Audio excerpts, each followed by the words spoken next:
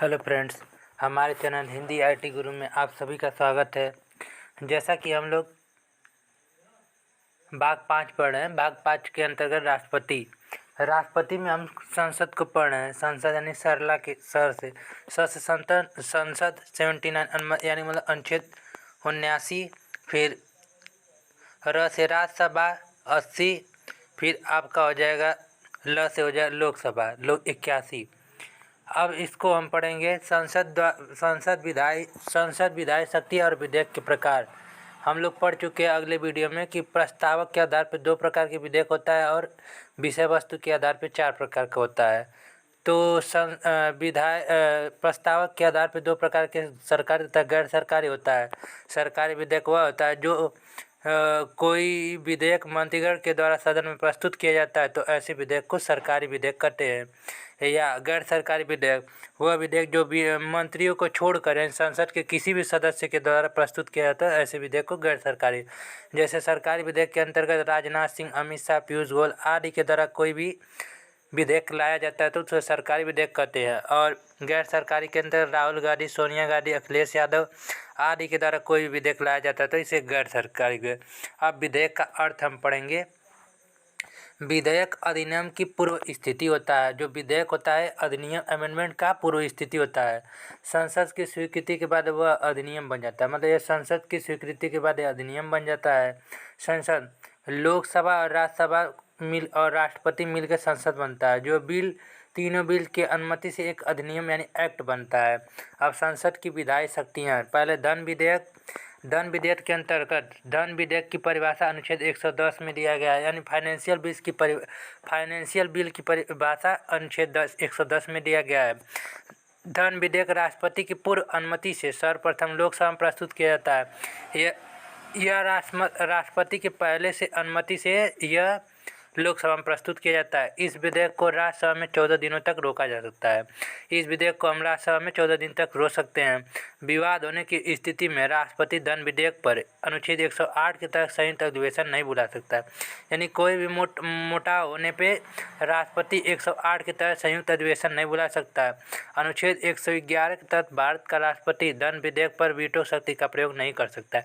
यानी अनुच्छेद 111 के तहत भारत का राष्ट्रपति धन विधेयक पर कोई वीटो शक्ति का प्रयोग नहीं करता, अर्थात भारत का राष्ट्रपति धन विधेयक पर हस्ताक्षर करने के लिए बाध्य होता है। यानी भारत का राष्ट्रपति उसको माने या ना माने उस पर उसको सिग्नेचर करने के लिए बाध्य होता है। अब अनुच्छेद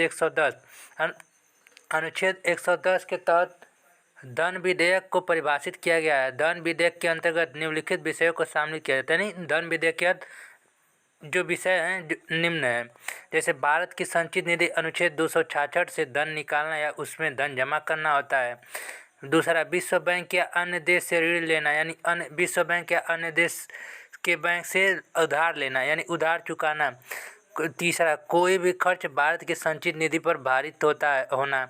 कोई भी खर्च भारत की संचित निधि पर भारित होना। फिर कोई नया कर लगाना, यानी कोई भी नया कर लगाना और पुराने कर में परिवर्तन करना, और पुराना कर उसको परिवर्तन करना। पाँचवा, आकस्मिक निधि में धन जमा करना, यानी कोई भी ज़रूरत के समय उसको धन को इकट्ठा करना और आकस्मिक धन को निकाल लेना और समय पे उसको निकाल लेना और उसकी रक्षा करना etc। उपयुक्त विषय से संबंधित विधेयक को धन विधेयक कहा जाता है। अब हम पढ़ेंगे वित्त विधेयक यानी फाइनेंशियल बिल। अनुच्छेद 117 में वित्त विधेयक को परिभाषित किया है। यानी अनुच्छेद 117 में फाइनेंशियल बिल को परिभाषित किया गया है। वित्त विधेयक संसद में लाने से पूर्व राष्ट्रपति की पूर्व अनुमति लेनी पड़ती है। अनुच्छेद 117 में वित्त विधेयक को परिभाषित किया गया है। वित्त विधेयक संसद में लाने से पूर्व राष्ट्रपति की पूर्व अनुमति ली जाती है। जो वित्त विधेयक होता है इसमें संसद लाने से पहले राष्ट्रपति की अनुमति लेना पड़ता है। अनुमति मिलने के बाद सर्वप्रथम वित्त विधेयक को लोकसभा में प्रस्तुत किया जाता है। अगर राष्ट्रपति से अनुमति मिल जाती है तो अनुमति मिलने के बाद सर्वप्रथम यह विधेयक लोकसभा में प्रस्तुत किया जाता है। वित्त विधेयक को राज्यसभा 6 महीने तक रोक सकता है। जो वित्त विधेयक फाइनेंशियल बिल होता है इसको राज्यसभा 6 महीने तक रोक सकता है। विवाद होने की स्थिति में राष्ट्रपति अनुच्छेद 108 के तहत संयुक्त अधिवेशन बुला सकता है। यानी विवाद होने की स्थिति पर राष्ट्रपति अनुच्छेद 108 के तहत संयुक्त अधिवेशन बुला सकता है। राष्ट्रपति 111 के तहत वीटो शक्ति का प्रयोग कर सकता है। जो राष्ट्रपति होता है अनुच्छेद 111 के तहत वीटो शक्ति का प्रयोग कर सकता है। राष्ट्रपति वित्त विधेयक का पुनः विचार करने के लिए लौटा सकता है। राष्ट्रपति होता है उसे पुनः विचार करने के लिए लौटा सकता है। असाधारण विधेयक कॉमन बिल, यह विधेयक संसद के किसी भी सदन में प्रस्तुत किया जा सकता है। यह संसद के यानी लोकसभा राज्यसभा किसी भी सदन में प्रस्तुत किया जा सकता है। साधारण विधेयक को राज्यसभा 6 महीने तक रोक सकता है। जो साधारण विधेयक होता है कॉमन बिल को राज्यसभा 6 महीने तक रोक सकता है। विवाद होने की स्थिति में राष्ट्रपति 108 के तहत संयुक्त अधिवेशन बुला सकता है। यानी अनुच्छेद 108 के तहत राष्ट्रपति होता है संयुक्त अधिवेशन में को बुला सकता है। राष्ट्रपति इस विधेयक पर अनुच्छेद 111 के तहत वीटो शक्ति का प्रयोग कर सकता है।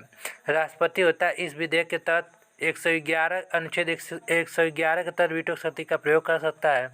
साधारण विधेयक को दूसरे सदन में भेजने से पूर्व लोकसभा के अध्यक्ष की अनुमति आवश्यक होता है। जो कॉमन बिल होता है इसको दूसरे सदन में भेजने से पहले लोकसभा के अध्यक्ष से अनुमति लेना पड़ता है। समान विधेयक के संबंध में दोनों सदनों का समान अधिकार, यानी समान विधेयक के संबंध में दोनों सदनों का समान अधिकार है। अब चौथा बिल संविधान संशोधन विधेयक यानी अमेंडमेंट बिल। संविधान में संशोधन से संबंधित विधेयक को संविधान संशोधन विधेयक कहते हैं। यानी संविधान के संशोधन से संबंधित विधेयक को संविधान संशोधन विधेयक कहते हैं। यह संसद के किसी भी सदन में प्रस्तुत किया जा सकता है। यह संसद के लोकसभा राज्यसभा किसी भी सदन में प्रस्तुत किया जाता है।